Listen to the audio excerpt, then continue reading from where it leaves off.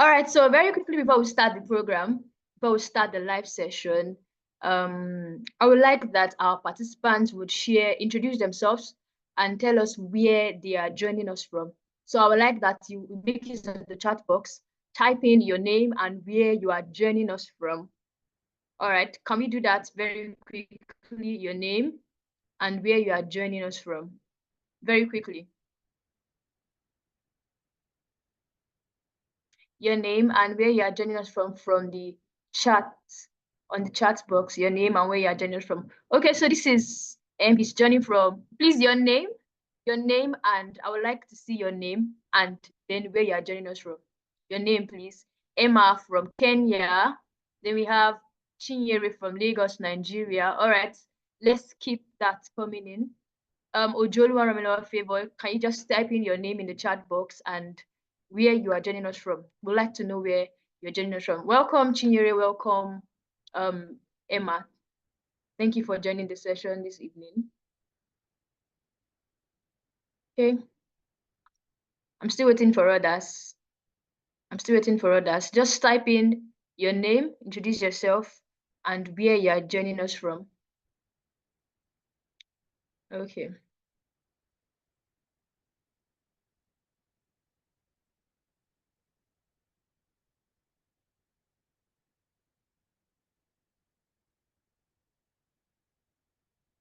Okay, please welcome everybody. As you're joining in, just type in your name on the chat box and where you are joining us. We would like to know where our participant is joining us from to welcome them, properly to the meeting. So just type in your name in the chat box and tell us where you are joining us from. Would appreciate that. Thank you. Welcome, Chinyere. Welcome, Emma. So would love to hear from others. To just type in your name and your location or where you are joining us from, basically. That's all I want to know.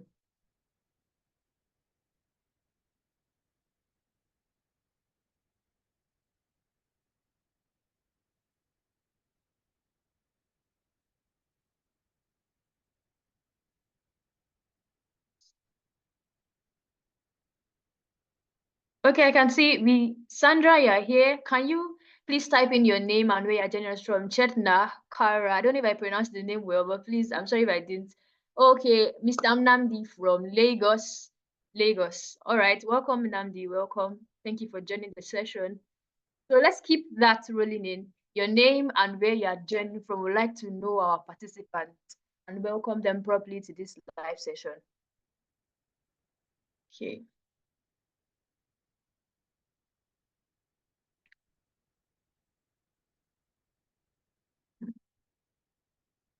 Okay, Sandra, are you there? Oyewumi colleagues, Latif Femi Yusuf, please just type in your name in the chat box. Tell us your name and where you are joining us from for us to welcome you properly to this session. Okay, so I have Sandra joining from Ogun State. Welcome, Sandra. Welcome to our live session. I'm still waiting for us. Can we just keep it rolling in? Let's keep that. Let's do that. Just introduce yourself and let us know where you're joining us from. Thank you.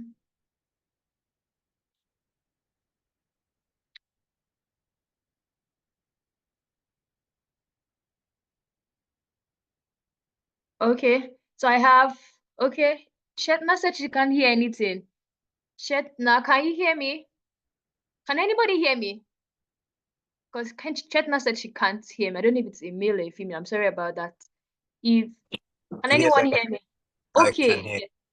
Okay. All right. Thank you very much. Chetna, please kindly join with your mic. Kindly join with your mic. Thank you.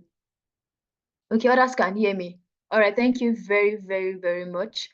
Please, as we are joining, let's do well to introduce ourselves and send where we are joining from so we'll know where our participants are joining us from. All right, thank you very much. So hello, everyone. Good evening, good morning, good evening, good afternoon, good day, whatever time we are joining from. I don't know how our region, what time it is currently where we are. So good day, everybody. Hello, welcome to our live session on the data analytics life cycle. Yes, welcome to our live session on the data analytics life cycle. Welcome once again, everybody. So here with me, I'm Blessing Ibrahim.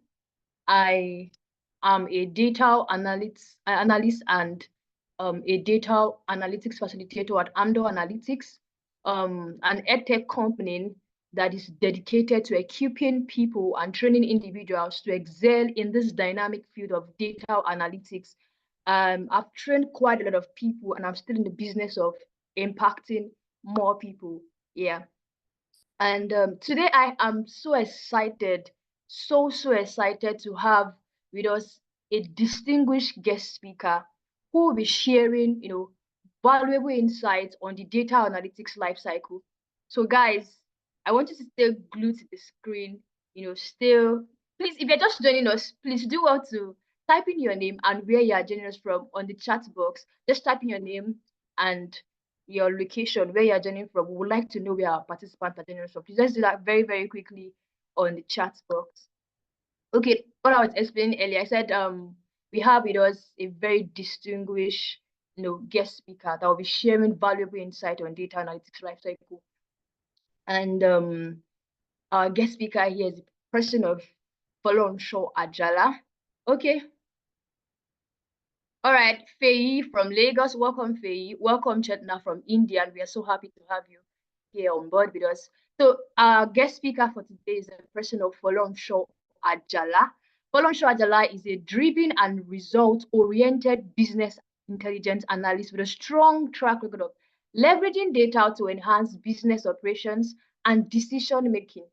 Equipped with a degree in business administration from the prestigious Federal University of Agriculture, FUNAP, Folonsho has honed his skill in a variety of data analysis tools, including Microsoft Excel, Power BI, SQL, SSAS, and Microsoft Fabrics. Guys, Folonsho is an expert in this field with extensive experience, and his deep knowledge and practical, expertise makes him an invaluable resource for anyone looking up to understand the complexities of data analytics. For anyone at all that is looking up to, to understand the complexities of data analytics. All right, welcome Oyewumi from Port Harcourt. We are glad to have you. Welcome Hilary from joining from Lagos. We are so happy to have you. Welcome to our live session on the data analytics, life cycle. So if you are still here and you've not introduced yourself, kindly do that. Type in your name and where you are joining from on the chat box. Thank you. All right, so without any further ado, without wasting much of our time, can you please join me as I welcome our guest speaker for today in the person of Folonsho Ajala. All right, so welcome on board, Folonsho Ajala. We are so happy to have you on this live session. So if you are here with me, you can just react to it. Clapping emoji, welcome our guest speaker on board as we proceed in this session. So welcome, Folonsho Ajala. Welcome to this session. Good evening, everyone. Good morning. Good afternoon. Can you guys hear me? Let me be sure you guys can hear me. All right, I can hear you. Please, can you just respond? Yes. Yeah, we can. Yeah, we can. Okay. So good morning, good afternoon, good evening. I know, we. Okay, someone said you can't see my face. Okay, you want to see my face? Yes. Okay. Let me see. My face. Yes, we'd like to see your face, please. Okay, so can you see my face now? Can anyone see my face? Can you see is my face showing now? Okay, yes, we can see you. Okay, so good evening, good afternoon, good morning, everyone. How are we doing today? Okay, yeah, sure, yeah, okay, no problem. So Blessing, it's nice to be on this section with you. Yeah, with Amdo Analytics as well. Yeah, it's a pleasure to be here today. Yeah, we're so happy to have you here, and I'm sure every one of us here are so eager to learn one or two from this live session. And we are looking forward to that which you'll be sharing with us today. The valuable insight we'll be getting from this live session. I want to believe I'm speaking everybody's mind here. All right, so thank you very much for Folonsho. All right, so without wasting much of our time, okay, so very quickly, can we just Okay, very quickly before we start properly, can you just, if you can hear me, just type in, okay, how you got to know about this session. Just type that, okay, how I got to know about this session. Just type it here in the chat box. Let's know how you got to know about this session. So very quickly, let's do that before we start properly. How you got to know about this session? Was it through a friend, through social media, through WhatsApp group, LinkedIn? How you got to know about this live session on the data analytics life cycle? Let's go. All right, so Kola from Lagos, welcome, Kola. All right, so Faye said from LinkedIn, she got to know from LinkedIn. Emma said he got to know from WhatsApp. Okay, all right. Thank you very much. Thank you. Thank you. From LinkedIn, from WhatsApp, Chinere from WhatsApp. Okay, all right. Okay, so for launch now, can you briefly, share your journey and experience in the field of data analytics? Because I want to believe before you, get to where you are now in this field of data analytics, of business intelligence and analytics, you would have, you started from somewhere. Can you kindly share with us your experience? Can you share your journey with us, how you navigated from being a novice in this field to an expert now in the field? Can you share your experience with us and your journey, particularly with tools like Excel, your Power BI, and SQL? Can you share your experience with us, please? Okay, yeah, okay, so good evening once again. Dustin, can you confirm you can see my screen? You can also, you can hear me. I can No, hear no, you, and I don't know. I can hear no, you. no, I'm Can not anyone sharing. else? Well, just confirm you can hear me. Okay. Can we hear him, please? Can we all hear him? Okay. Hillary said she got. Okay. All right. Okay. Yes, I can hear you. They can. All right. Okay, so my journey being a data analyst or business intelligence analyst, it has been a wonderful journey. I remember finishing school and not knowing what is next. So I have to think of, okay, when I look at the job market, everybody, it has to be like you need we need the technical skills.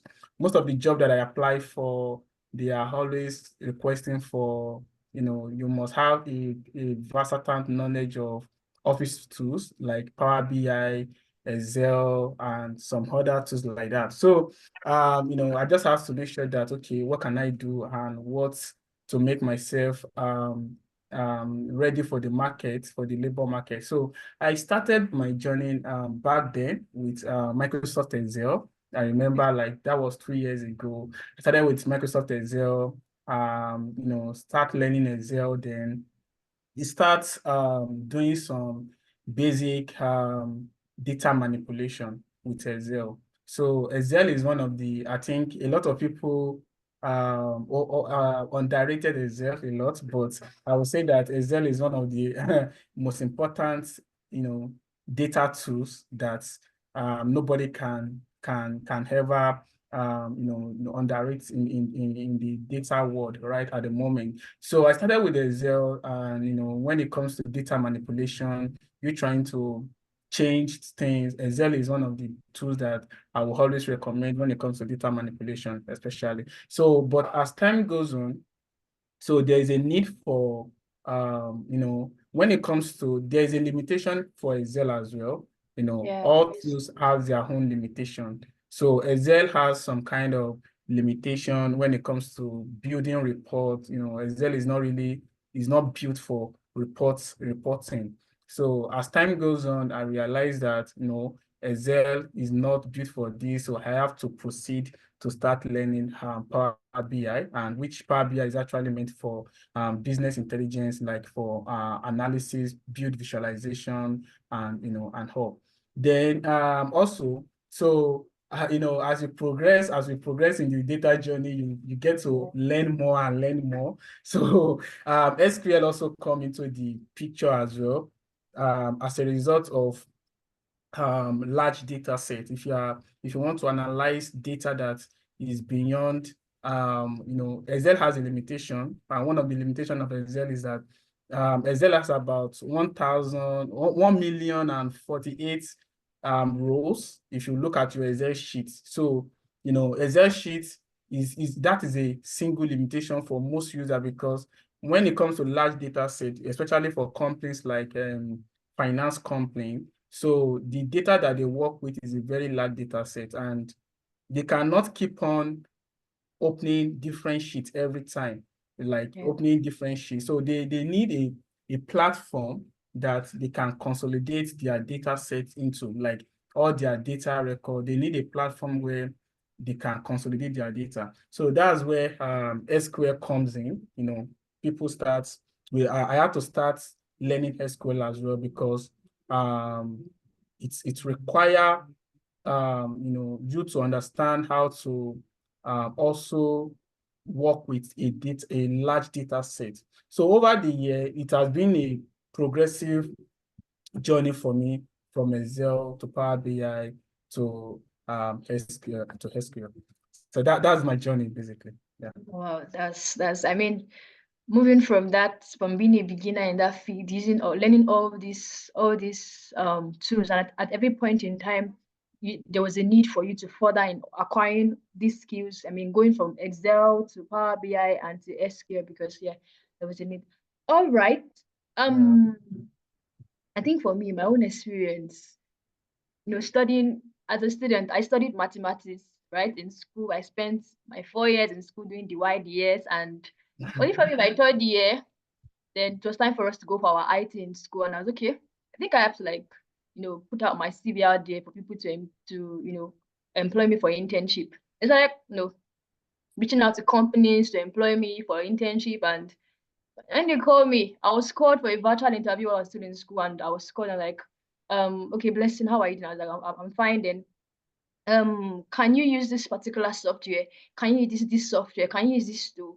They started mentioning all this, up to the point that they mentioned Microsoft Excel, and I was like, no, I cannot use them. And in fact, the HR had to advise me that you use this your period of internship, your period of IT, to just acquire skill, because nobody wants to employ you because you just, only if you want to dive into the field of academics alone, then you can go on with your mathematics. But if you want to work with companies out there, they need you to have skills that they would need for their company. So that was how my own journey started. If not for that rejection, trust me, I wouldn't be here today. Thank the Lord. All right, so just what we are discussing now. I mean, the topic for this live session is the data analytics life cycle. When someone or when a data analyst hears the word data analytics life cycle, they'd be like, it's not just the all the process from understanding your business down to where you now deploy the solutions that you've gotten from your analysis, right? So most of the time, most analysts or most people in this field don't really pay attention to this part of data analytics, because they feel it is just you knowing those steps that are involved in this data analytics. So for launch, I would like that you define what data analytics cycle is all about and why it is important in this field of data analytics. What is data analytics lifestyle, and why is it important in this field of data analytics? Especially, yes. Yeah. I think this particular topic is a very, very important topic that most people does not especially for beginners, people that are just coming into the space. This is topic that people don't talk about it, and I will give kudos to Amdo Analytics for for this kind of topic that they bring to the public for listening. So when it comes to the data analytics life cycle, so a lot of people do not understand that there is a process in when it comes to analysis. So but I would like to explain from from my own experience, and where I work as a business intelligence analyst in a consulting firm. So when it comes to the life cycle of data analytics, that involve Power BI, Excel, and SQL. So the first thing that we normally look at is the architecture. We need to first understand architecture work, like what exactly does your client, so I'm talking from the business perspective now. So what exactly does the business have? What architecture is in place from the business perspective, right? What are the things that the organization have? Is it that they are working on the cloud, or they are working on the in terms of server provision? Are they working on-prem or on the cloud, right? So once we understand the architecture of, of the client environment, then we can now start talking about the life cycle of, okay, what exactly, how does this our analytic life cycle is going to go on. So when it comes to the defining the life cycle of data analytics, it is a systematic process. It is a process, and the process does not end. A lot of people, I know that once we do projects like that, we publish it on LinkedIn, on GitHub, on our social media, and that is the end of the project. But when it comes to real business does not end. The process does not end, because the first thing, when it comes to the systematic, like I said, it has to be, you have to first understand, you have to follow the process, and you have to follow due process. If you miss some information out or some step out, you will definitely have an issue at the end of the day. So, but I would just list based on, my own experience when it comes to the process that you need to go through when it comes to the life cycle of a business, is that the first thing is that you need to first understand the business. You have to do data gathering. You need to talk to your clients. Let's understand what exactly are we analyzing. What is the business? What is the first thing about business? A lot of people nowadays, I think I've encountered like 2 or 3 people or more than that. They engage me, and the first thing they say is that they have data, but they don't understand how to analyze it. They don't understand what to analyze on the data. So the first question that I ask them is that, okay, you pick a data, maybe on Cargo or any website. Have you done a thorough research on that data that you want to work on? He said no, that he doesn't know how to do that. I said, okay, when it comes to the real world, you don't just analyze data. You need to first sit down with the stakeholders, with the clients, the business, the end users, do your requirement gathering, let them explain to you, this is what the data is all about. When you understand the process of the data, you understand how the data is, that is when you will now start talking about, okay, how do you want to clean your data? Where is your data sitting down? So after the business requirement, the data gathering, so the next step is data extraction, or data, data source. Where exactly is our data coming from? When it comes to, some big company, they have FinTrack, they have CRM, customer relation, different data source, some from the website, from a particular website, you understand? So we have different places where these data are coming from. So, after the, requirement gathering, the next thing is to actually know where your data is coming from. Then we talk about data preparation or data cleaning. Then after your data cleaning, when done your data cleaning, that's when you know, okay, what are the issues that you have with the data, and cleaning them. After then, you have to create like a model. Then after your model, you do your analysis.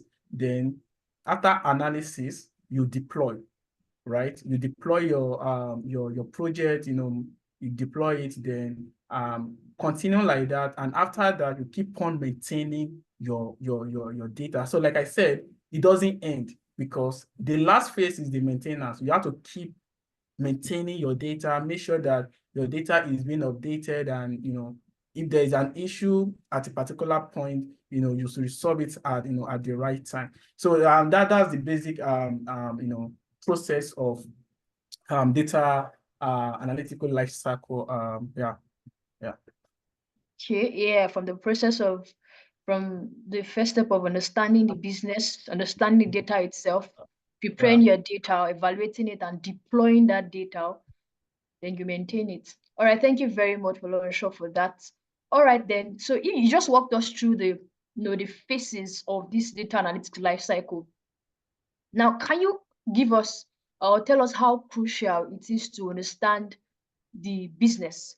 Like, tell us how crucial the business understanding phase is, and what the key elements analysts should focus on during this stage using the tools like Excel, and Power BI.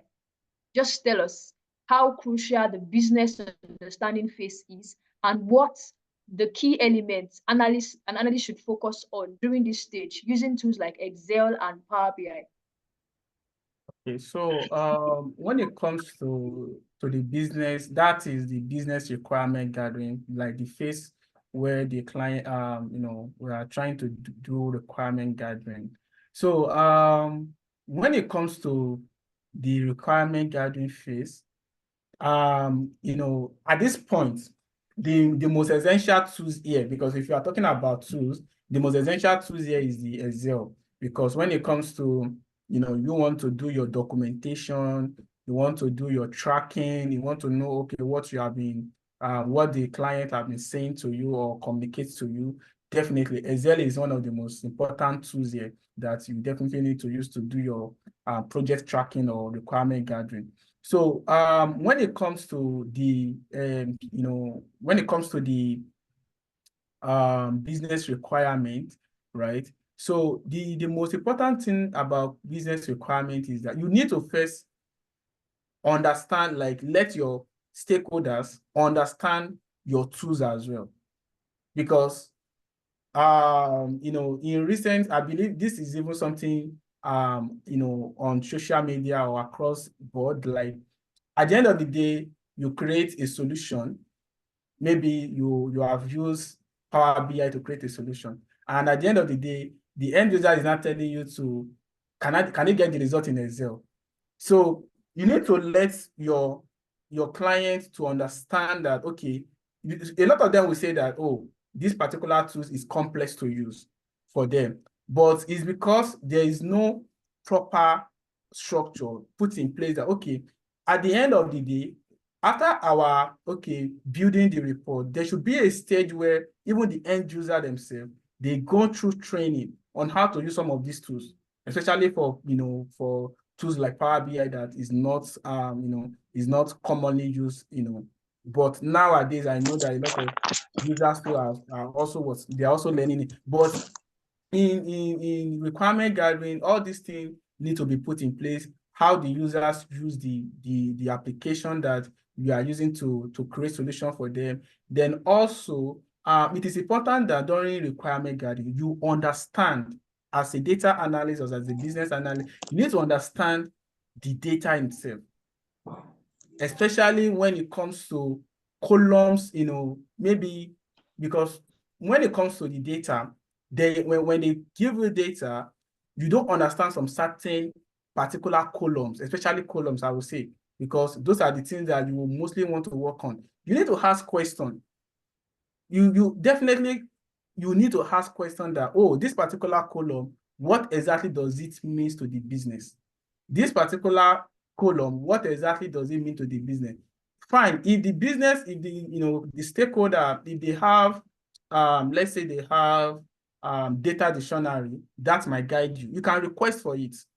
A lot of people will not understand that these are the things that it is very, very important to them as a data analyst to require during requirement gathering. Because if you do not request for all this, when it's time for you to start developing all these analysis and all, you will face challenges.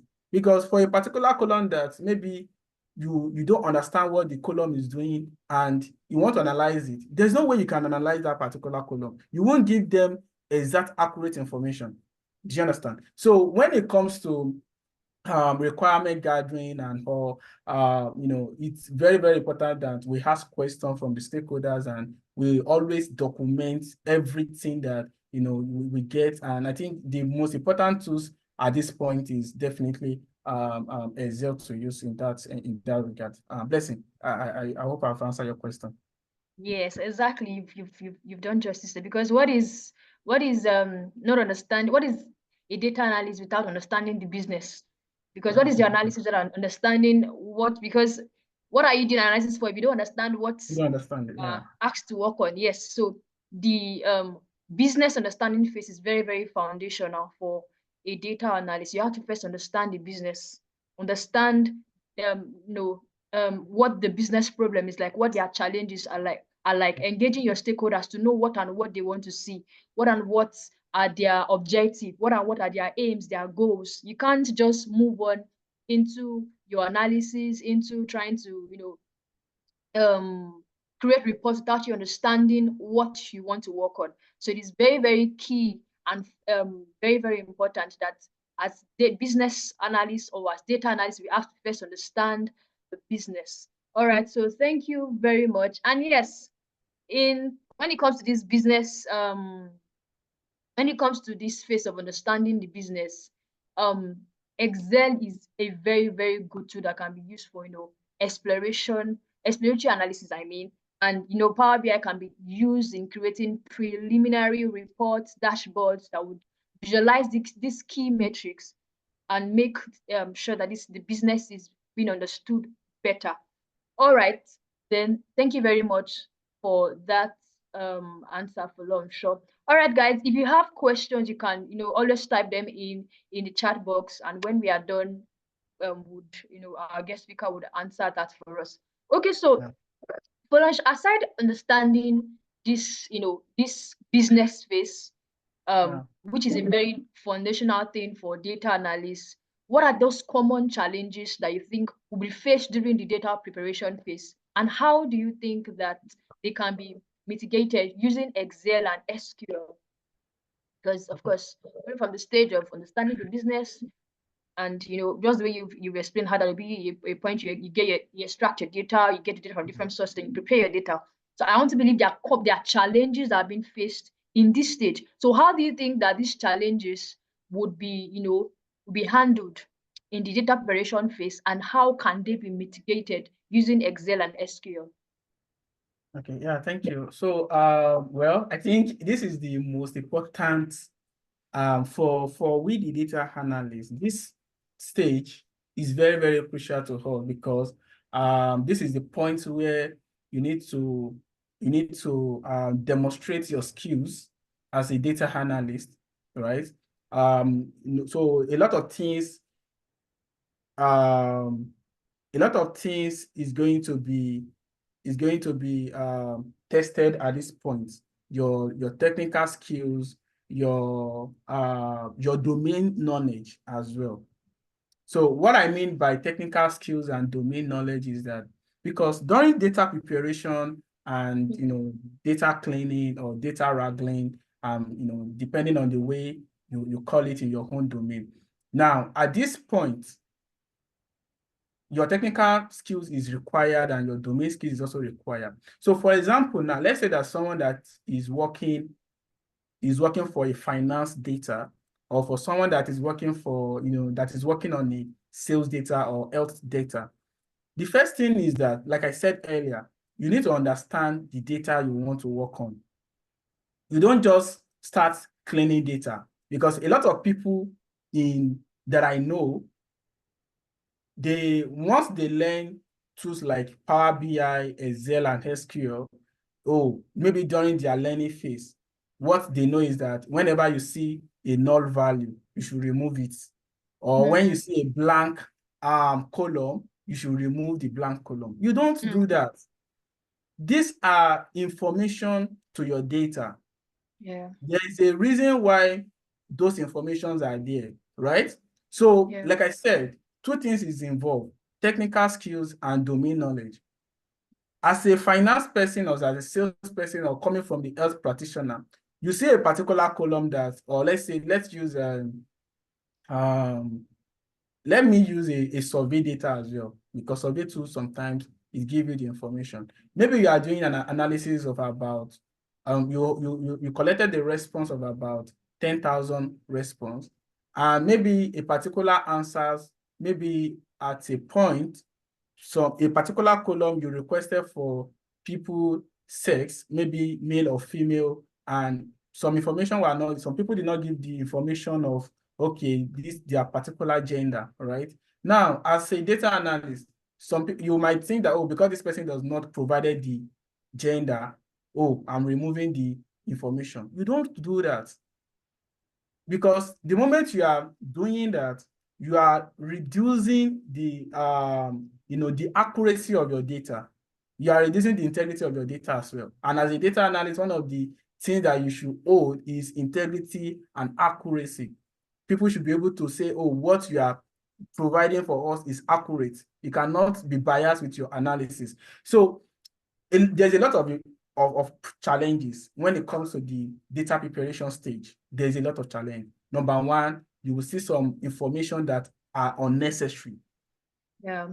Now, how do you handle those information? Like I said, as a data analyst, there's one important soft skill that is very, very important to us, and which is what? Communication skills. You need to know how to communicate with the stakeholder that is involved, right? You need to be able to communicate, oh, there's a particular information here. What does this information stand for? Are we using it in this our analysis? If the stakeholders decide that no, this information is not necessary, that is when you decide to remove such information. If you have not gotten an information from your stakeholders that, oh, this particular information is not necessary, please don't just decide on your own and remove information. You need to communicate with your stakeholders and understand how to handle some certain things, right? Okay, a lot of people would think null value, 0 and blank, they are the same thing. They are not the same thing. If you are doing data cleaning and you see 0, or you see null, or you see blank, they are not the same thing in data cleaning. Your null might mean something else, while 0 might mean something else, while blank might mean something else. So you don't just decide, okay, since I'm saying blank, let me remove it. Since I'm saying null value, let me remove it. Since I'm saying 0, oh, 0 does not mean anything, let me remove it. 0 is a figure.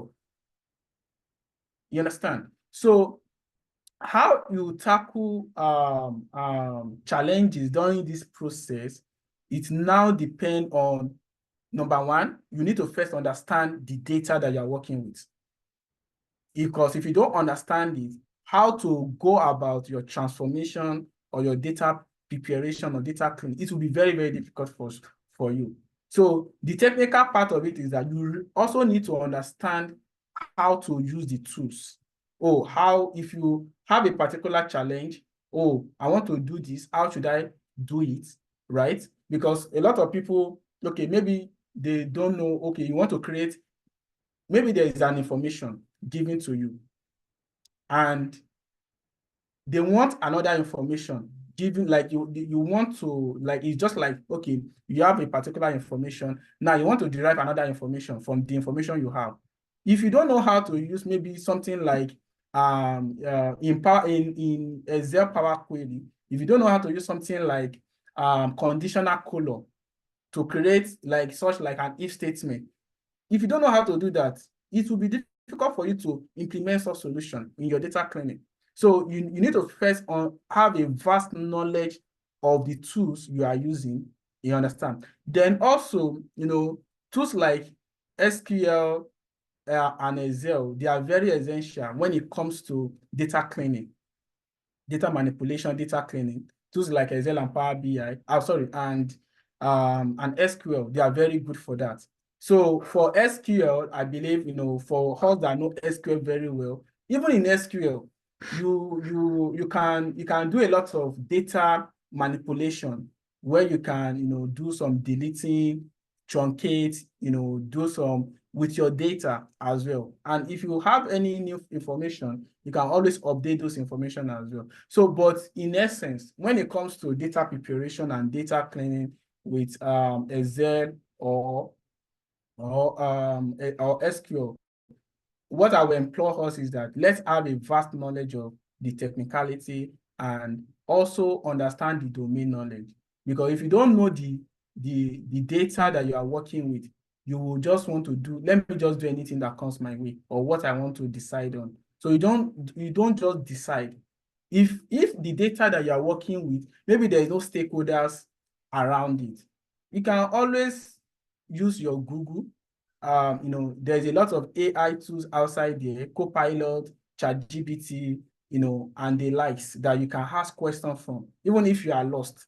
You understand? So there's a lot of, all these AI tools that can guide you if you don't have people that, and I'm very sure that company like Amdo Analytics, they might have like a support system as well when it comes to data preparation like that. Or if you have challenges, you can always reach out to them. Oh, I'm working on this particular data. If they can support you, they will definitely support you for that. Blessing, I think that's what I have for that. Oh, thank you very much for that, for answering that question. I mean, I feel like most people that are just starting in this field, or maybe when you're working on a project that is not future proof, then most of us are like, not everybody, they are guilty of this. When you're working on a project and you just see null in your data, all you have to do is just yank it off. They're not even looking at the fact that, okay, do I have to fill this place up with something, or do I have to like look at this, look for the missing values here and fill them up? You just remove those columns, or you remove those information.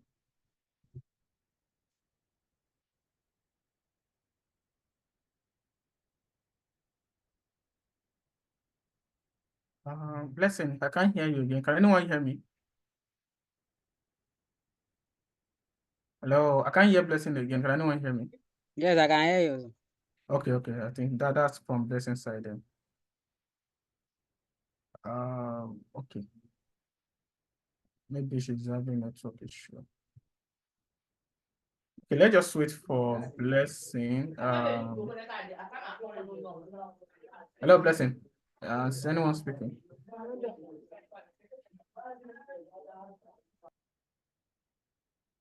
Okay, so maybe while Blessing is trying to join us back, do we have question maybe from anyone based on what we have discussed earlier? Do you have question? Anyone? Do you have question? Is there any question from anyone? Good evening. Okay, Bolaji can go on. Yeah, Bolaji. Yeah, good evening. Yeah, good evening, Bolaji. Yeah, when you spoke about data preparation, and when we get to see null and zero in the data sets, you mentioned something about like if the gender, like example for gender, and there's like a null there. You talked about the integrity and accuracy. Like, are we meant to just like maybe assume what the gender might be in order to complete the data? Or is it better to just remove it? Which one is better? Because when we talk about accuracy, if we do it that way, I feel like it might skew the result at the end of the day. Okay, so what we used to do in that scenario, or what I would advise to do, is that you might not necessarily need to remove it. So what you can do is that if you have response like maybe blank or null, like in that response, you can just categorize them as undefined. Like the participants did not decide on their gender, right? So when you are doing your, at the end of the day, okay, you have about how many female? We have about 50 females. How many males? We have about 100 males, and we have about maybe 50 people or 100 people that did not want to disclose their age. You understand? That means something to you as well as a data person. For someone not to disclose their age, it also means something to you. You can, like, is it that you can now, if you now want to dive more into, okay, why do people not like why they don't want to disclose their age, or sorry, their gender? Is it that there is a preference to, okay, so like just like 2 weeks ago or 3 weeks ago, a friend of mine reached out to me. She's a data analyst as well. She told me that she went for an interview, and the interview went fine. It went fine. Like, everything was perfect until when they asked her the last question. So what's the last question? They asked her that, is she married? And she said yes. The moment she said yes, they didn't give her the job. She told me that they didn't give her the job when she said she's married. So to the company, they know what they are looking for. You understand? So now when it comes to information, some people might decide not to disclose their information because they feel like, if I disclose this information, it's going to be to my disadvantage. You understand? So, so what I would just say is that in that scenario, you can just categorize them as undefined, just call all those responses as undefined, like people did not give they didn't give a defined answer to that particular question. So, you understand? Okay, yeah. But is that not going to affect the result at the end of the day, the undefined part? No. He's not. He's definitely not going to. He's not going to. Affect the result because okay, you have 1,000 response, right? Yeah. You have one on. Like I said, you need to first understand what you are analyzing. If that particular information, if it is necessary to you, but if it is not necessary, it is if the information is not necessary to you, you can remove it. But if that particular column or information you need it, it's very, very important. You have to okay, for example, now let's say for example, right, in a banking sector where I work, so let's say that you have like an account statement, right, and a particular customer does not provide his or her account details, like he didn't provide the account number, but the person told you that okay, he made a certain transaction. If the person does not provide the account number, you cannot know what you cannot know which who is the owner of the transaction. Now let's assume that you are trying to do analysis based on customer ID, on customer account number, and a particular information was not given to you, a particular account was not given to you. You can't just say that because the account was not given to you, you are going to remove the information. The information is on a role basis. You can't just remove an information because of just the person does not provide a single information. You can track that information. Oh, who is the owner of this information?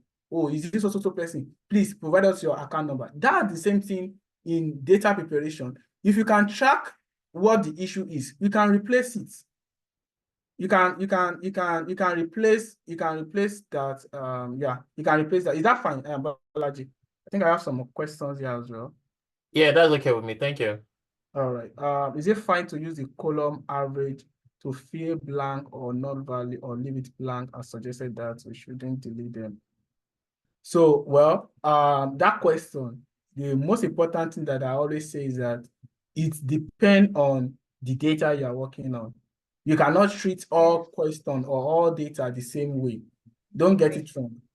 You cannot say that because, sorry, someone's trying to say something. No, nobody. There's nobody, Okay. I guess. Okay, so you can't treat all data the same way. Because you treat this particular data this way, and you want to use the same logic to treat, no, you don't do that. You treat a particular data the way it is, not, oh, I have used this approach in this. Yes, there are some process that you can use in a particular project, and you want to use that same process if they are related. For example, now maybe you have worked in a banking data set before, and you want to work in another banking data. You can use the idea, but let's assume that you now want to work in an health data, because in your finance data, you have done something in finance. You now want to go and implement it in health data. No, it won't fly like that. So you need to understand when and when to do some certain things. All things does not apply. There's no how will I say it? A kind of general way of doing things here. You have to treat it as it is based on what you're analyzing, right? So that's it. Blessing, welcome back. We lost it for a while. All right. Yeah. Yeah. All right, thank you very much for that. I want to believe that answered your question. If you still have more questions, you can keep them rolling in the comment section. All right, so Folomsho, you've talked about how some common challenges during data preparation can be faced, and you've given us insight on how we can go about stuff like that. So what Okay, I'm coming. All right, so could you discuss some popular modeling techniques and how to choose the right one for a specific problem using tools like Excel and Power BI also? Those, popular modeling techniques and how to choose the right one for a specific problem using tools like Excel and Power BI. Okay, so when we talk about modeling, so I believe that we're talking about the types of models that we have in maybe whether it is the star schema. I'm not sure whether that's where your question is directing to, or maybe we in terms of modeling, we have majorly the two type of model that we have is the star schemas, and we also have the snowflake schema. So, but Okay. we also have the snowflake schema. So those are the major two type of model that we normally use when we are building models in either Power BI or whether we are using Excel as well. So when it comes to which one should you go for, or which one should you design your models to be, the techniques that you're going to use, or which one, it's everything revolve how your database design is, right? So Okay. when it comes to star schema, we all know star schema is a kind of models that it involve dimensions and fact table surrounding it. And when it comes to snowflake is, we have dimension table connecting to another dimension table, then before it connects to the fact table on the other side. So when it comes to the techniques that you are using, or the type of model you want to use in your project, it has to do with how your data is being designed, because you need to first understand how is my data being designed from the beginning. It is now when you now know, okay, this is the flow of my data, my modeling technique. Yeah, listen, I don't know if you want to add more. Okay.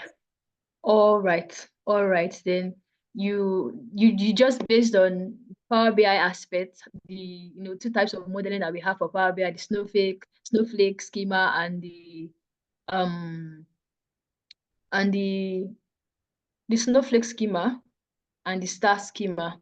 All right, I think so. I'm coming. I'm trying to check. Someone Okay, said someone is saying I am a novice. Please, I can understand anything. I maybe I can't can't.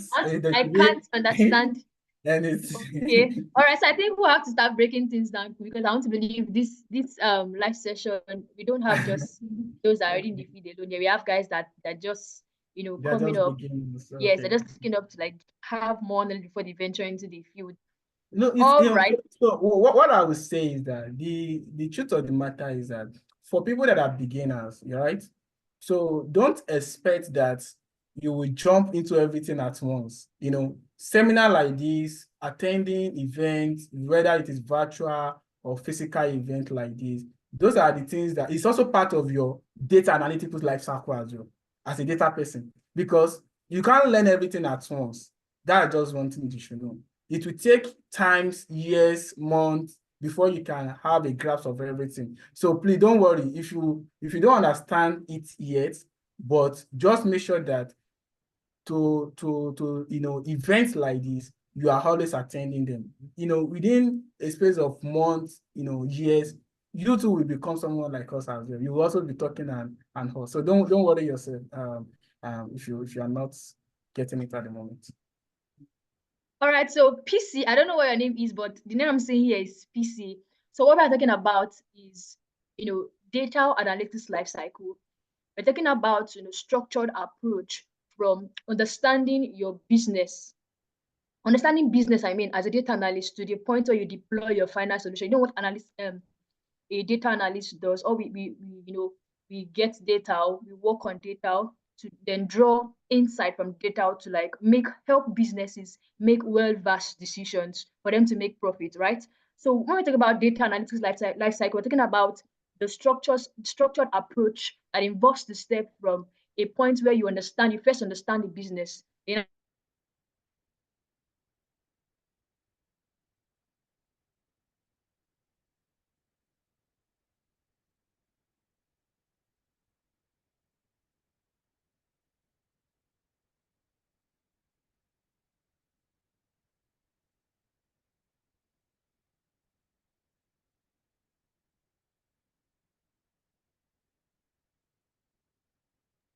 Yeah, hello. Oh, hello. I think we lost I Blessing. think network issues, yes. Yeah, I think. Can you guys hear me? Can you hear me? You now start diving through how you get the data, extract it, model it, evaluate it. Back. I hear you. Okay, I think Blessing is back. Yeah. Sorry about that. Guess that was network issue. Okay, so PC, are you there with us? Can you hear me? Yes, I I don't know can what hear your name you. is. Yes. So Hassan. that is what do you say? My name is Azan. I don't know why you're Okay, saying okay. busy. Okay. Yeah, Azan. All right, Azan. Okay, so that's what I'm trying to like explain to you the whole data.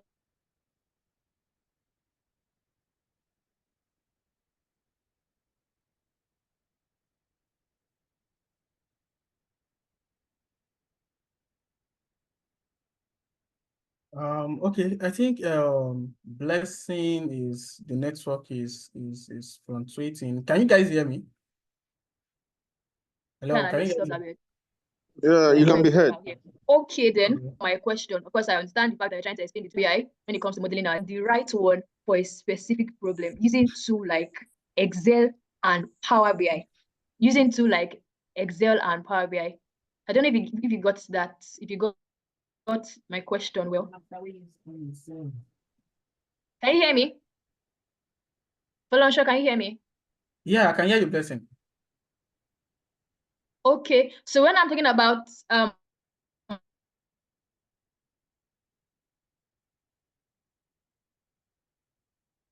Blessing, your network is really fluctuating. Your network is really fluctuating. So sorry, can anyone hear me? And let me be sure that you guys can hear me. Can you guys hear me? Can anyone hear me? You can be heard. I mean, Okay. Okay, so let me so for Azan, right? Okay, what I will do now is that for more clarity, so let me display something for you so that you will understand better what we are trying to do, what we are talking about. So let me try and what possible I can share let me see if I can let me show something. So,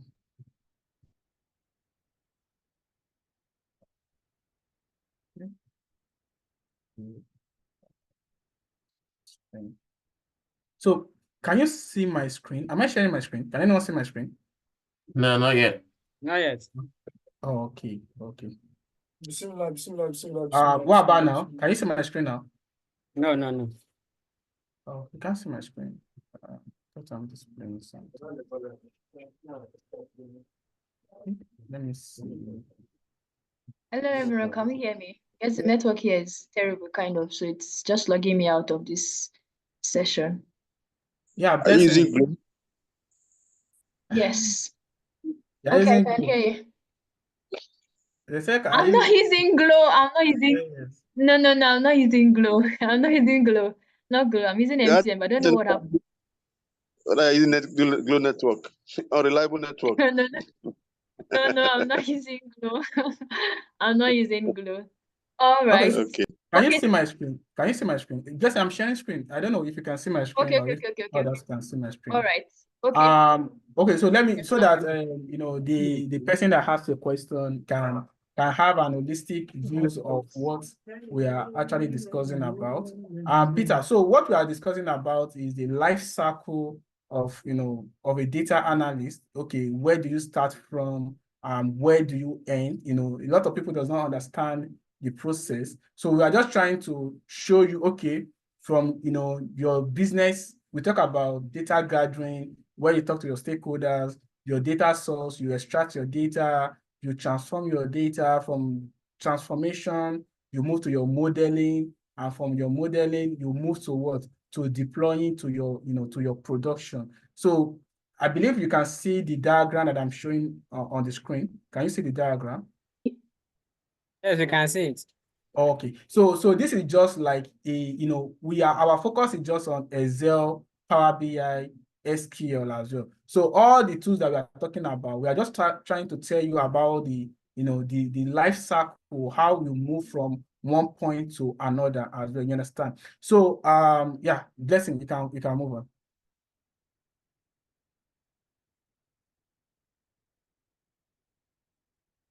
Hello, Blessing. Okay, if Blessing is not there, so let me just let me continue. Can you guys still hear me? Can anyone confirm that they can still hear me? Can you confirm you can still hear Yes, I me? can hear you. Yeah, Okay. Okay, so now let me talk about, I know Blessing still have some questions and all, but let me talk about when it comes to the life cycle of individual of these tools that we are using. So we have SQL, we have Power BI, we have Excel.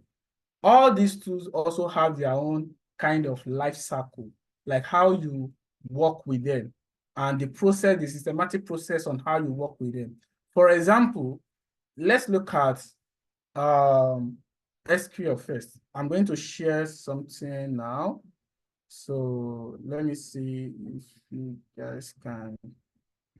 So can you see my screen? Can anyone tell me what is displaying on my screen? Yeah, source ATL and so on and so forth. What is it? The source ATL. Okay, that's the medallion architecture, right? Yes. Okay. So now, when we are talking about life cycle, right? We are talking about the life cycle of data analytics. We talk about, you can you can move your data from Excel into SQL. Then from SQL, you move it to what? To Power BI for visualization. Now, as a data person, when you migrate your data into Excel, into SQL, let's use SQL for an example. There is something that I always love doing when I get my data into SQL, and I follow this medallion architecture, right? So what is the medallion architecture? The medallion architecture look like it's majorly used by data engineer. Actually, it's not really data analyst. It's majorly used by the data engineer, but you also need to be aware of what is going on, right? Now, the medallion architecture have the bronze layer, the silver layer, and the gold layer. The bronze layer is where you ingest your data, right? You connect from your data source. It's a life cycle as well, because these are stages that this thing has to pass across, right? So the bronze layer is where you ingest your data into. After you ingest your data into the bronze layer, you migrate it from the bronze layer into the silver layer. The silver layer is where you do your data preparation, data cleaning, data validation, right? Now, from the silver layer, when you are done, you migrate it to the gold layer, where you what? Where you do aggregation, you summarize your data so that the data analyst can start working with the data. You will see that at the end of the day, what are you seeing? A Power BI icon. Can you see this Power BI icon? Hello? Am I still audible? Yes, you are. Hello? Yeah, but you're talking about silver and know. golden layer. I'm not really following on that part. Okay. So now I'm trying to explain something here. We're talking about the life cycle of data analysts. You understand? Now, what I'm saying is that individually, each of these tools will have their own life cycle. Do you understand? Now, if you are working with SQL, like if you are using SQL as your, let's say, your major tools, you also have a life cycle you need to pass across through. And one of the major one is the medallion architecture. So I say that in the medallion architecture, we have three phases in the medallion architecture, which we have what? The bronze layer, we have the silver layer, and the gold layer. Hello, are you following now? Yeah, but is that on what you are sharing right now? Because what you are sharing right now is source, ETL, and reports. sorry. Hold on. Let me be sure of what I'm sharing. Coming.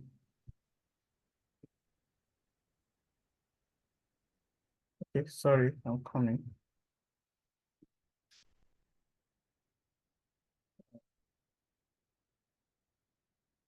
Stop sharing. Okay, let me stop sharing and share again. Share screen.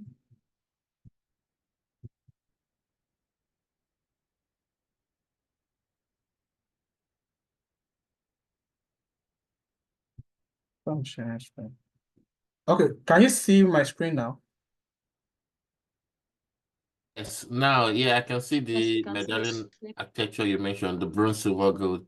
Now, Oh, so you're not seeing before. Oh, I'm very it sorry. was SQL, ETL, something else I was showing before.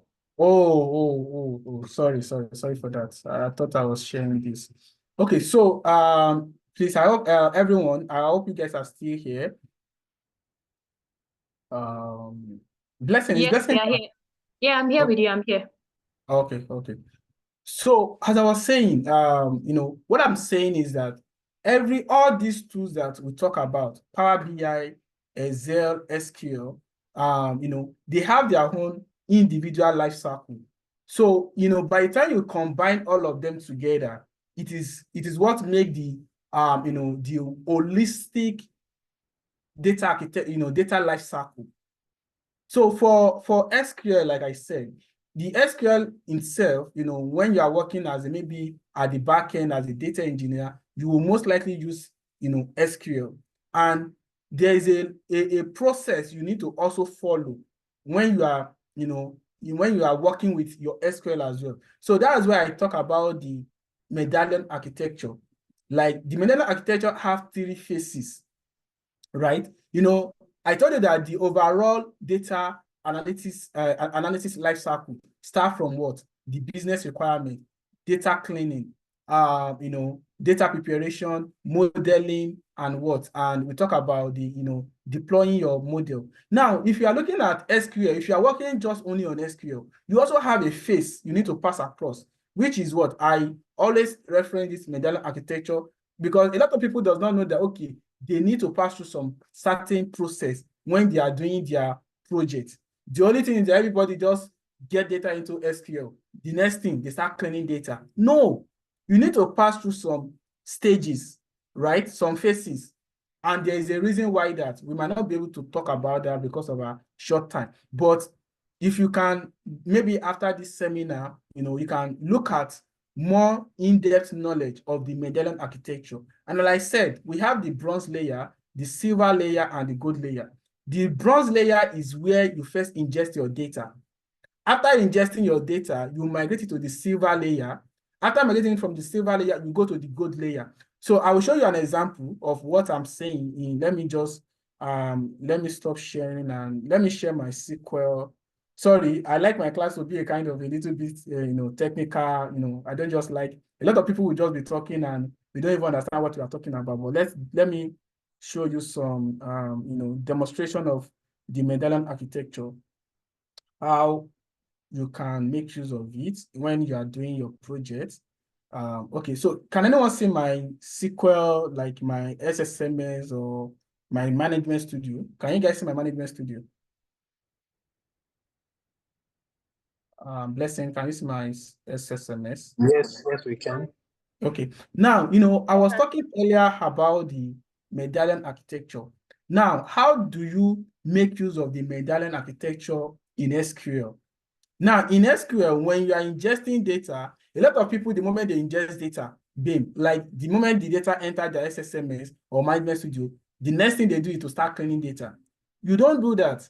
You need to create something like a schema. Like you can see that here, if you see my screen, I have something like a staging schema where the data I ingested first go into. The second layer is the what? Is the dev layer. The same data that I have here, calendar, customer, product, is the same information that I have in my second layer, which is the silver layer. At this silver layer, this is where you do your transformation. When you are done with the transformation in your silver layer, which is your dev layer, you migrate it again to another layer that the data analyst will now start using, where the Power BI people or whoever, whichever tools they are using, whether Tableau or Excel, they plug into there and start analyzing their data.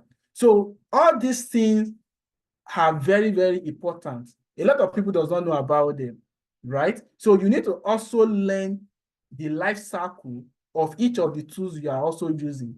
Either Power BI, Power BI also have its own life cycle. I'm going to show you. So let me stop sharing, and I'm going to show you the life cycle of Power BI as well. Power BI also have its own life cycle. Let me quickly share my screen, and I'm sorry, Blessing, sorry for going through all It's this. fine. It's fine. We need to enlighten, especially for people that are just coming, they are just. So let me share my screen, and I'll show you the life cycle of Power BI as well. Power BI also have its own life cycle. Where is that screen? Trying to check where that screen is. Okay, I'm coming. Okay, so coming.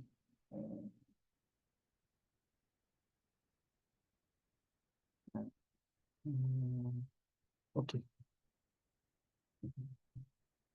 So can you all see my screen? Can you see my screen? Yes, we can. Yes, I can see your screen. What can you see? Let me be sure that I'm displaying the right thing. Can see add a new deployment pipeline. Yeah, good. And Now, for Power people BI that use Power BI, right? If you are a data analyst, this is the life cycle of Power BI on its own. All these tools that we are using, Excel, Power BI, SQL, they have their own independent life cycle. But by the time we combine all of them together, we are looking at a holistic view. That is what we just talked about earlier. The first thing is that when you are we call it deployment pipeline in Power BI, the life cycle of Power BI, we call it deployment pipeline. And what is the deployment pipeline? The first stage is that we have what they call the development stage. After the development stage, we have the testing stage. After the testing stage, then we now have the production stage. So in Power BI, this is Power BI. I believe at least most of us, even if you're a beginner, you can just log into Power BI website, the Fabric environment or Power BI online. You will see this deployment pipeline here. And this is going to guide you on how your project life cycle is going to be. Before you can start, you start doing anything, you need to migrate your project from the development stage to testing stage. From the testing stage, you move it to what? To the production stage. Then from your production, you start sharing your work to your end user or to whoever you want to share your work with. So all these tools that we are talking about, they have their own individual life cycle on their own. So the basic thing that what we are just looking at in general is the life cycle of the data analyst, as a data analyst, holistic. Do we understand? Hello, I hope you guys understand. Yes, I'm here with you. Yes, all we right, can get all you. right, all right, all right. So at the end of today's, at the end of the lecture, you can, like I said, for SQL, we have the Medallion architecture. For Power BI, we have the deployment pipeline. You can furthermore to know more about what all these things, or how you can, ensure that whenever you are deploying, you are working on a project, all these things are put into consideration when you are doing because these are the things that is going to guide you, that what you are doing. Because if you are working on a real-time project, you can't just work on production environment. You can't work on production environment. You have to first work on development environment. After you work on development environment, you push it to the testing environment where your clients will test what you have given to them. If they are fine with it, then you move it to a production environment where the end user will now start using it. So you need to know how this deployment pipeline actually also works in Power BI. So I've tested the deployment pipeline before and where I work as well. we use this deployment pipeline in, when we want to, when we want to achieve our tasks. We don't just create, we have to follow, due process as well. Yeah, so Blessing, let's, I don't know, because of time is, is really fast spent, and, I know you still have some questions you want to ask, maybe. All right, thank you so much, Folorenshaw, for your explanation. Thank you, and I want to believe those of us still watching are getting one or two from all that Folorenshaw has been explaining since. All right, thank you so much, Folorenshaw, for that. Thank you. Like I said earlier, if you have questions, you can always, send them into the chat box. Folorenshaw will be here to answer them. All right, so like we have to move with the speed of light now because our time is fast spent. So Folorenshaw, how what are the methods you've talked about, some popular modeling techniques and how to choose, the right one for a specific problem. So what are the methods to optimize a data model when using Power BI? What are those methods to, optimize a data model when using Power BI? How do we optimize a data model when using Power BI? Okay, so well, Can you hear me? I'll be, let me do. Yes, I can hear you. I can hear you. Can you hear me as well? Can anyone hear me? Okay. Yes, I can. Okay, right. I So can hear you. when it comes to, so when it comes to data model optimization in Power BI, so well, there are a lot of tools you can use, external tools, to optimize your data, to optimize your model, right? So I will do some kind of demonstration for us, so that we can see how we can optimize model. So when it comes to optimization, what are we talking about optimization? What are we talking about is performance, right? So sometimes when you when your end users, maybe when they are looking at your report, they are looking at the dashboard, sometimes the report can take about 1 minute to load or 2 minutes to load. Now, what is the issue? Why is your report taking 1 minute to load or 2 minutes to load? The end, sometimes, most people are not patient, right? If something does not work, even for 1 second, they will escalate you and say, the solution you gave us is rubbish, it's not working. You understand? So as a data analyst, you need to be very conscious of what you are giving to your clients. And that is why performance, optimization also comes in. So that, because I have worked in an environment where client is telling you that this thing is not showing, and you know that you deploy it, you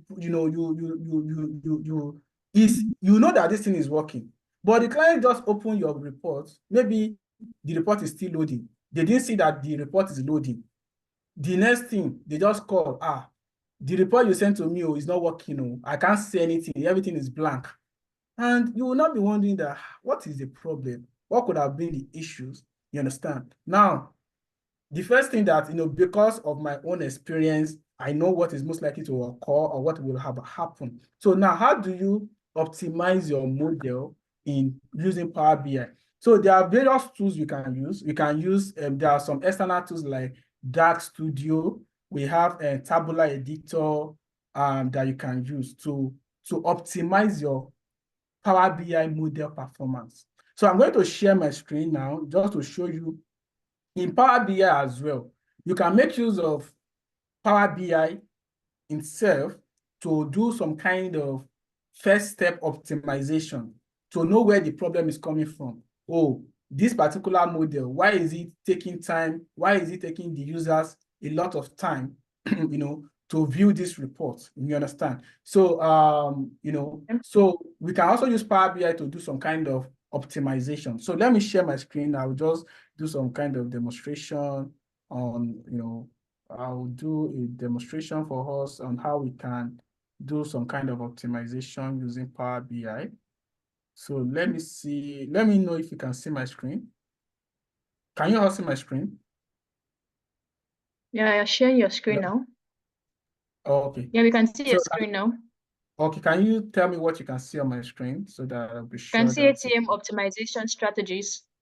Okay, so this is one of the reports that I have built in the past. Well, it's a public data, it's not for anybody, so there's no so now when it comes to optimization using Power BI, if you are very familiar with Power BI, you will see this optimize tab in your Power BI, if you click on this optimize tab, now if your report is taking maybe it's taking some time to load, right? And maybe your end user is complaining that, oh, this report is taking time to load. They don't know why it's taking 1 minute to view a report. They cannot be so patient. What they want is that the moment they click on your report, the report is showing immediately. But it doesn't happen like that. So how do you optimize? So when you come to Power BI, you will see this optimize tab. Under the optimize tab, you will see this performance analyzer. When you click on your performance analyzer, this is going to, if you click it, it's going to open your performance analyzer, pane for you. Now you will say start recording. If you click on start recording, this is going to start recording, capturing all your pages, like, to capture, okay, why a particular report is taking time to load. If you click on, so you have to make sure that you are scrolling to the, different pages of your report. So you can see that I'm trying to scroll to move to different pages of this, my report now. I'm moving to different pages, different pages of the report. Now, once you can say stop. Once you are done, capturing your recording, we are recording at the moment, start recording, stop recording. Once you are done recording, you can stop your recording. Like, you are done doing everything, you can stop. Once you stop, you will see all the results of your analysis. Now, what does this interpret? This particular image, right? It took it 3,449 milliseconds to load. If you want to dive in to know, okay, why is it taking this thing? It's just an image. Why will an image be taking this particular milliseconds to load? You can click on more, click on this drop-down icon. Now you will see that this is what happened. Visual display. This is what is taking, visual display is what? Is 3449. Why? Sorry, the image is 3449. Why the visual display is what? 93. And others is what? This particular one. So you can dive in more to know, okay, how can I optimize this, this issue?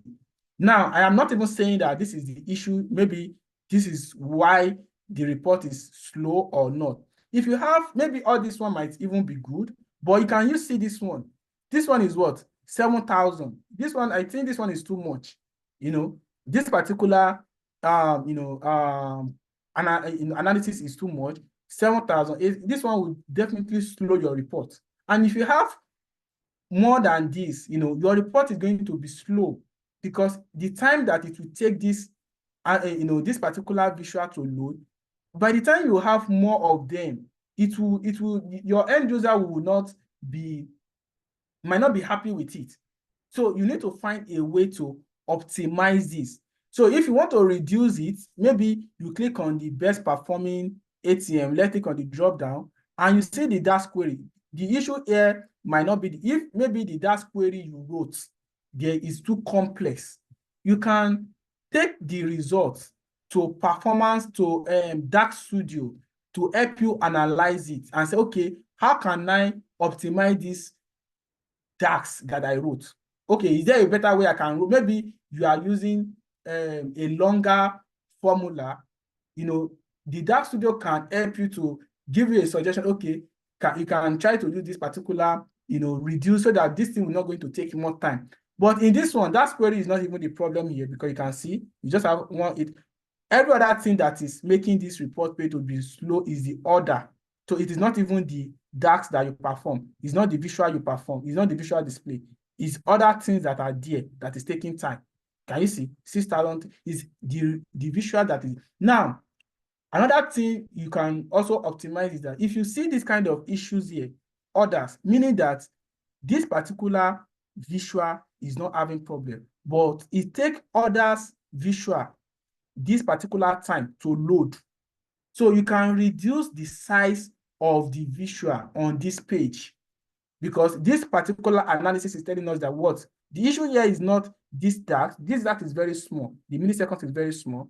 the visual display is okay, but others visuals are taking time to load, and that is what is causing this one to take much time. So you can reduce the number of visuals on your page. Those are the ways you can. So you can export the results into your JSON file. Can you see? You can download it and take it to Dark Studio or Tabular Editor to go and do more analysis on what is causing your report to take time to load. So those are the ways you can actually optimize your model in Power BI. I hope we get that. Okay, so for Lonsha, you're trying to say that one of the ways that we can optimize. Can you hear me? Yeah, Can you hear me? Yes, All right, so you're trying to say that one of the ways that we can optimize our model, data model using Power BI is by using the performance analyzer. Yes, you can use that in Power BI, definitely. Yes, you can use that in Can use Power. performance analyzer to optimize your model. All right. Okay, thank you very much. We'll have to move with the speed of light now. Time is fast spent. All right, so okay, so what consideration should be taken into account when we are deploying our data model into production using tools like Power BI and SQL? What consideration should be taken into account when we are deploying a data model into production? Okay, so I'll just be straight with that question. So when it comes to what we should consider, when we are deploying into production. So one of the first thing is security. You need to be sure that you are, there's security in your what you are deploying into your production environment, accuracy of your data, integrity of your data, scalability and reliability. Make sure that whatever you are deploying, it is reliable. It is not that, after deployment, you now want to take it back again. That is why we have stages. We have the development, the testing, and the production. Before you deploy anything to production, you must have tested it. You can't put something to production and not take it back to testing or to development. No, it doesn't work like that. So anything you are deploying to production, it must be reliable. It must be accurate and security conscious as well. Make sure that whatever you are deploying into your the production, everything is very, very safe and all. So that's the answer to that. All right, thank you very much. So it's very, very one of those, aside all that Felicia has said, one of those things to put into consideration are also the real-time data updates. The real-time data update and how that it can be has to be something like system integration. And Power BI would help us facilitate this deployment of interactive report or dashboards seamlessly. While SQL would ensure that the backend data is efficiently queried and managed for real-time reporting. All right, so thank you so much for Lauren Shaw for that answer. Yes, so another question is so how important is model maintenance? We've been talking we started talking from how you understand the business, and now we are now in the part where we look at the maintenance aspect of this solution that you've deployed. So how important is the model maintenance, and what practice ensure the long-term success of a deployed model? Okay, so when it comes to model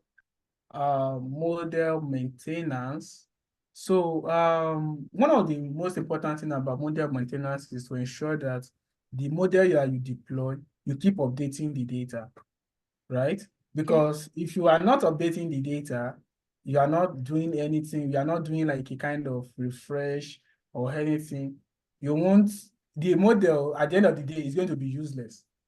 So for you to maintain your model, to make sure that the model is working perfectly, there is no issue, there is no break in the issue, is to ensure that you keep updating you keep monitoring the model, updating it with a new record. And another thing about the model maintenance is that you can set an alert, right? With Power BI, especially if you're using Power BI, you can set an alert if there is an issues that come up.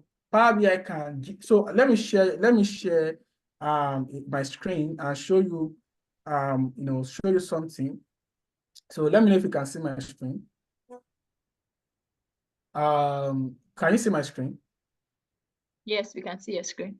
Okay, so I have a project that I'm working on. So, and I've deployed the project from my Power BI desktop. I've published it to the Power BI service. And so I'm trying to monitor something. But, while I'm monitoring it, I did some kind of settings that, okay, whenever this thing fails, I should get a response in my email that, oh, these particular things are failed. And that is how you maintain your model. If you want to know whether your model is running efficiently, these are the way you can. So from the Power BI, I already set an alert that, okay, if this refresh, because it's a data model, so what I do is that I'm using an on-premises environment. So I connected my data gateway to my Power BI service so that whenever there's a new data, it will refresh the data automatically. I don't have to do any manual work. But whenever the gateway is offline, right, and the Power BI cannot refresh, it's going to send me an email that, oh, this thing has failed. You can see this email that I got from my account that say refresh failed. Incremental refresh sample I say because what? The Power BI gateway is offline. So those are the ways you can set an alert, make sure that your data is updating every time. Those are the way you can ensure that you are monitoring or you are maintaining your model and everything is up to date. I hope that I've answered your question. Listen. Yes, that has answered my question. You talked about how updating and regular monitoring of your, of your model would help go a long way to help maintain our model accuracy and relevance. Okay, so lastly, can you just share with us an example of a project where you apply this data analytics lifecycle and its impact on the business? Okay, so when it comes to so I think I've already displayed a particular project already. That's the the HCM optimization strategy that I did. So I actually so let me share my screen. I work the life cycle that we talk about, that we have been talking about, is one of the project that I have all the things that I have mentioned now, I have already, can you see my screen? Yes, we can see your screen. Okay, so this is my GitHub, and it's like a documentation website that I work on. So this ATM machine, project is a project that I use the data when we're talking about the life cycle of our using Excel, Power BI, and SQL. So when I was working on this particular project, my idea is that I want to do an end-to-end, right? And when we're talking about the end-to-end project, we are talking about the life cycle as well. So I make use of Excel because the data is coming from Excel. So I do some data manipulation in Excel. I did some data manipulation in Excel. Sorry, you might not be able to see the architecture very well. This is like the life cycle, but you might not really see it very well. So I did some data cleaning using Excel. Then after doing the data cleaning, I make use of SQL as well. You can see that SQL is also part of the tools that is there. Then after doing some data, following the medallion architecture that I mentioned earlier, when I ingest the data into the SQL, I did some staging, pull the data from one schema to another schema. Then later I pull in the data into Power BI, where I start creating my visuals, right? So I start creating my visuals, you can see that in SQL, I did some data. You can see that so if I say I use SQL, you see that I use SQL because in the screen showing now, you can see that these are some of the scripts of my SQL that I did. And I also do data model. The other time I was talking about different type of modeling, like the star schemas and the snowflake schema. So this is the modeling that I use. I implemented a snowflake model in this project. So I implemented the snowflake model. Then I was able to come up with with my reports and analysis at the end of the day, using the entire work frame, the analytical life cycle. At the end of the day, I was able to publish my work. If I click on this page, if I click here, I will be able to, you can see that the project is still is online. Anybody can view it, So at the end of the day, I was able to use the entire tools that we're talking about, the Excel, SQL, and Power BI to deploy all these things. So this is the end goal of all the analysis, and at the end of the day, okay, what exactly do we do, or what exactly am I trying to achieve? So there's a particular organization, so they want to analyze their ATM machine. They have ATM machine in different parts of the country, and they want to know, okay, which ATM machine is efficient, and okay, which particular area is the ATM machine working fine, and which particular area is the ATM machine not working fine. They want to see how they can optimize or how they can strategize, their business to know, okay, or what are the factors that that is affecting ATM in some particular area. So in the analysis anyway, we're able to deduce that, okay, area that have student area that is highly populated, the ATM sometimes malfunction because of the number of people in that area. So now the complaint now, based on our recommendation to them, is that in area that they have high population, what can you do? So one of our recommendations is that they can increase the numbers of ATM in that location. You understand? If they have more ATM, it's going to reduce the number of faulty, because for a particular ATM, it can take up to like 5 minutes or 10 minutes for one person to finish transaction, and which is not proper. Within 60 seconds or 2 minutes, you should be done with your transaction. You don't have to wait 5 minutes or 10 minutes to do transaction. So these are the things that we are able to cover in this analysis, from the data extraction using SQL, and be able to do what create our Wow. reports. Thank you. So that's the life cycle that we're able to cover. All right, Yeah. thank you so much, Olorosho. Thank you very, very much. Just an amazing section with you. Thank you so much for all that you said and the valuable insights you've shared with us. Like I said earlier, I want to believe that each and every one of us here, we've all said this night concerning the data analytics life cycle. We've all gotten one or two things shared. And yes, while he was talking, you'll be making mention of tools like Excel, Power BI, and SQL. So if a data analyst cannot do without these tools, these are tools that they make use of in getting the result they should get as data analysts. And so if you are looking at, okay, how do I go about acquiring these skills? How do I go about getting these skills to begin to start providing solutions to business problems? Then, like I said earlier, I was explaining when I was introducing myself, I mentioned that I'm a data analytics facilitator at Amdo Analytics, a company that is dedicated to equipping and training individuals in this dynamic field of data analytics.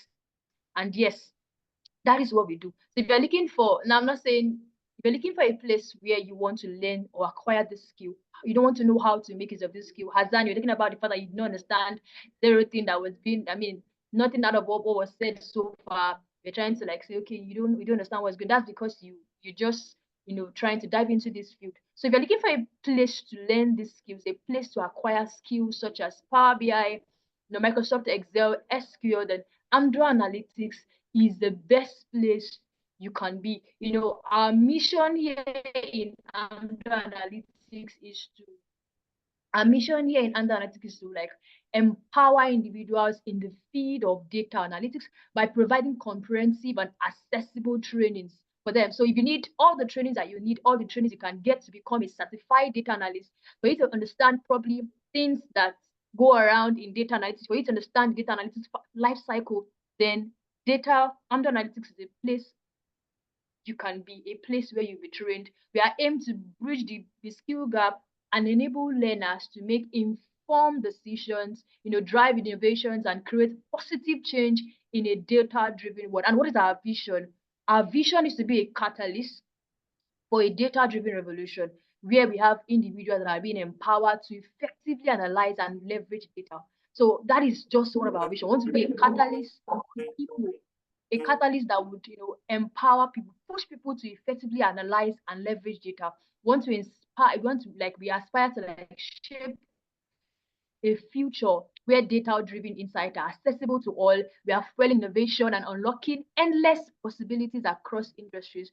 We strive to be a trusted platform that not only impacts knowledge, but also foster a supportive communities of learners. We mentor people and industries professionals, propelling individuals towards a successful career and lifelong learning in data analytics. So I'm like, okay, then when can I start learning with these people? How can I, we've talked about all these skills, the Excel, the Power BI, the SQL, and you've seen all that has been said concerning these skills so far. And you're like, okay, when do I start learning? How do I want to, go about this? I just said, Amdo Analytics is here to put you through on how to go about this and teach you, guide you on how to, on your steps on this career path. So when is our next cohort starting? Our next cohort is starting this month. That's on the 13th of July. And what are those things you'll be learning? You'll be learning Microsoft Excel in this cohort. You'll be learning Power BI. You'll be learning predictive analytics. You'll be learning SQL, ChatGPT for data analytics, Upwork optimization. You'll be taught how to optimize your LinkedIn also. Not just that, we have some hands-on experience, some post-training support with recommendation letters and certificates. We're not just teaching you the skills alone. We'll teach you once you become a guru in the field. We won't just teach you, then once we are done teaching, we'll leave you to start sorting yourself out. We teach you, we mentor you, we give you all the attention you need to get to that point where you can now stand on your own. You would hear when Folorunso was vouching for the, for the EdTech company about how they can put through certain things. So yes, Amdo Analytics is here to put you through on all that you need to know when it comes to data analytics. Would teach you the skills that is required, would help you with hands-on projects, some post-training support, recommendations, and certificates. Now imagine you losing a job or being denied of an opportunity because now you don't have, because of lack of proficiency in Microsoft Excel. I was explaining earlier how that when I was still in school, I was trying to get places to work for internship, and because of my lack of skill, because of my zero knowledge in how to make use of some certain software, I was denied, I was rejected, and that rejection really hits me.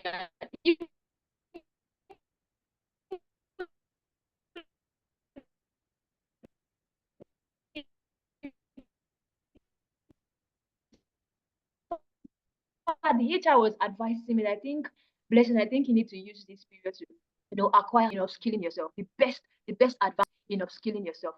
So don't force you have zero knowledge about this skill. You can't say, yeah, it is. When you check some people's CV or you check you start saying proficient in this, I'm proficient in Microsoft Excel. And when you begin to prompt and further begin to ask them more questions, you just find out that the only thing they know is just the basics of Microsoft Excel, right? So we won't just teach you the basics. So if you know the basics, there are things you can still learn, right? So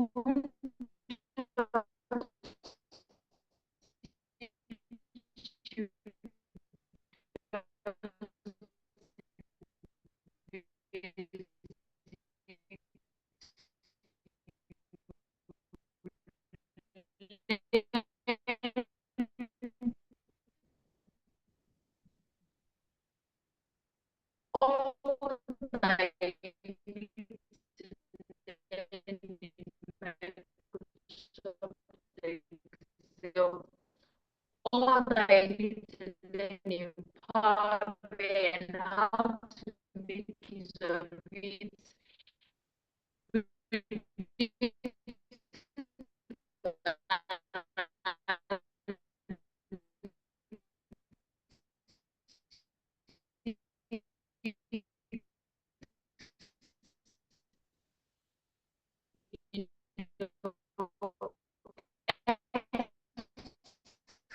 Hello, good evening, everyone. I think Blessing Network is kind of bad again. I'm very sure. Hello, can anyone hear me?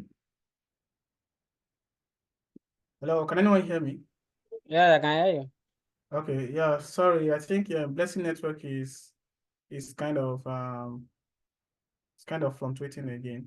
So well, I believe that do we have any question? Any question? Any question from anyone? Do you have any question? Femi, Hilary, Stanley, you have question? Peter, Chinyere, do you guys have question? Hedy, Azan, Karen, do you have question? Good evening. Yeah, good evening. Well, thanks for your time, and I really do appreciate your presentation. So, actually, as I've said earlier, that I'm actually a novice, and I really do appreciate this opportunity of introducing me to some part of the data analytics. And concerning my question is just Blessing have already said the whole thing, because I wanted to ask earlier that okay, if I wanted to improve my knowledge on this data analysis, how can I get through to that? So, and it has already said that okay, Wamdo Analytics provide all this Yeah, teaching yes, and yes, learning stuff. So yes, then okay, that's what I want to add. I don't know how it works and All right. how the classes, how it's Okay. being taken. Sure. Yes, I'm going to explain how it works. I'm still in the process of explaining that. All right, thank you very much, Hazan, and thank you so much for Lauren for that's okay. So, like I said, our next cohort is starting this month, which is on the 13th of July. And I was explaining how that the program is for 4 months, or 3 months for training, and 1 month for Capstone project. And we hope it's a virtual training. It's not an on-site. It's a virtual training. So you get to learn at the comfort of your house, comfort of your home. You get to learn, and it's always on weekends, Saturdays and Sundays, and on Thursdays. So on Saturday and on Sundays we meet Nigerian time 5 p.m. to 8 p.m. Saturdays and Sundays. Then on Thursdays we meet by 8 p.m. to 9 p.m. That's on Thursday, for an hour on Thursdays, just to like go through things we've been taught and continue from, or where you get to ask questions and your questions will be answered properly. Before it used to be from 11 a.m. to 3 p.m. But we found that because most of our students are in Canada, that time they're always in the midnight, so it's not as convenient for them. So we decided to like shift the time from 11 a.m. to 5 p.m. in the evening on weekends. So that way everybody gets to benefit from the training. So now that is 5 p.m. for Nigerians. So if you're Nigerian, the training time on Saturdays and Sundays, 5 p.m. to 8 p.m., just 3 hours. And for those in the UK, it's just, it's an hour difference. So when it is 5 p.m. in Nigeria, in the UK, it is 4 p.m. in the UK. And for those in Canada, it is 11 a.m. So now nobody's left out in the training. Like I've said, we've trained quite a lot of people, and most of our students are people from the UK, from Canada, and we are still training. We are still in the business of training people. So yes, that is that about the program that is starting this month, 13th of July. So you're wondering, okay, now I know the program is starting 13th of July. How do I go about it? What's this? Is it free? It's not free, right? It's not something that is free. Yes, we are paying for it. And this is analytics training free. The actual price is 250,000 naira for this 3 month, this 4 month of training, 250,000 naira. For early birds, it's just 200,000 naira. First payment, you make 150 and you balance up the rest later. It's 50,000 naira. You can see the account details pasted here on the screen. If you want to pay in dollars, the account details is pasted there. You want to pay in naira, the account details is pasted there. All right, so it's not a free program. It's not a free training. You have to, of course, make payments. And trust me, don't even look at the fact that 250. I'm just I'm reading someone's mind now. Hit 50,000, 200,000. No, one of the best or the most valuable investment you can make is in upskilling yourself. Like I said, upskilling yourself, upskilling yourself. That's the valuable, the most valuable investments you can ever give yourself, in upskilling yourself. So imagine you having all these skills. Someone was telling me a few days back how that he was telling me, Blessing, like, just continue what you are doing, because of the lack of knowledge he has, there are certain places he can't just speak. There are some people just come and just say some things, and that's the end of it, because of the knowledge they have. And that is why knowledge is powerful. Knowledge is so powerful, so powerful.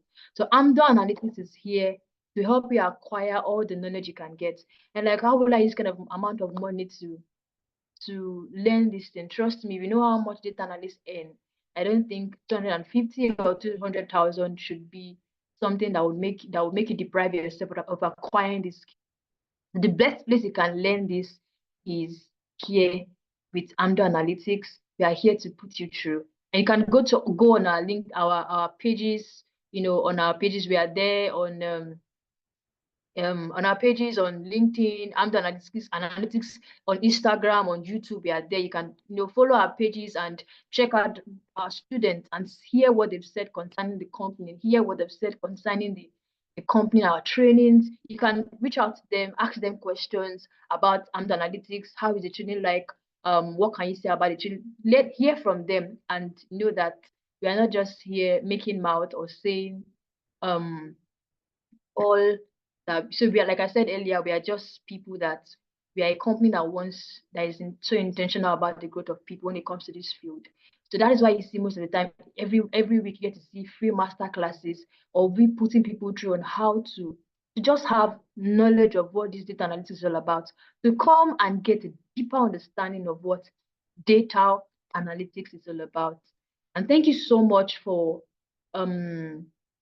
watching. Thank you for joining the session. Thank you so much for joining the session today. It's my pleasure having you all around. And thank you to our guest speaker, Tufolon Shuajala, for his time and for making it to this session. Thank you so much. Thank you so much. All right, so before we go, because we are done already here. So before we go, I don't know if you can do something. Can you turn on your video wherever you are? Just turn on your video so I can see your face. Can you turn on your video wherever you are? So I have Azan. Is it possible you turn on your video?